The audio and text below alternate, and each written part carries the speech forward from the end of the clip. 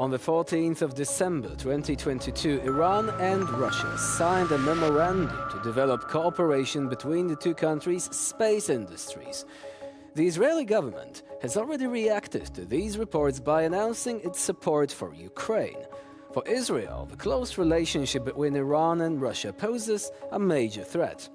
And, as experts assess, it will not look on this particular phenomenon indifferently.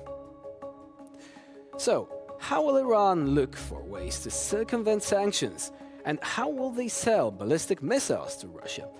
These are major questions that need to be answered in the light of the current crisis in Ukraine.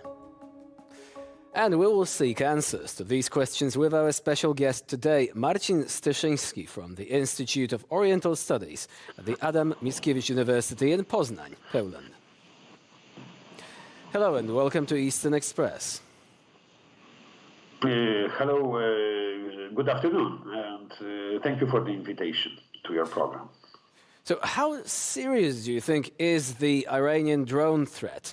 We know that these drones have already been used multiple times by Russia, but there are reports that this cooperation could be extending even further, perhaps in violation of sanctions or by circumventing them. That's a very important and good question, especially that the current and ongoing threats against Ukraine, especially by Russia, is caused by cooperation with Iran, which has already started this cooperation or started those threats not in Europe, in Eastern Europe, but we may observe it for a long time in the Middle East.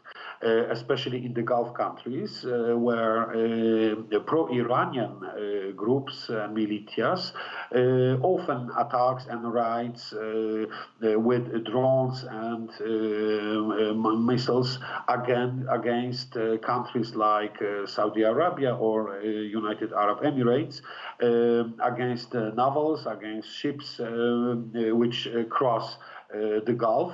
And that's for a long time, those threats. It's, of course, caused also by the ongoing war, for instance, in Yemen, and the support of Saudi Arabia and Iran to the military operation in Yemen. But not only, but because we have also Lebanon, also supported by Iran, especially groups like Hezbollah.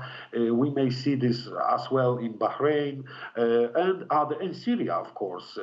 It was a long cooperation as well. We have Iran is very much a regional troublemaker. Exactly.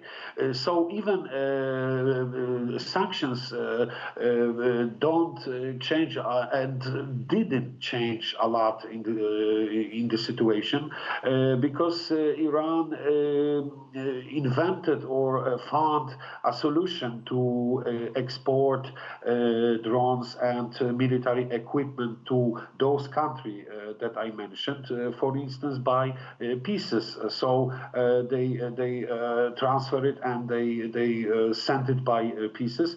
Then, in particular country, the military equipment like drones are fixed and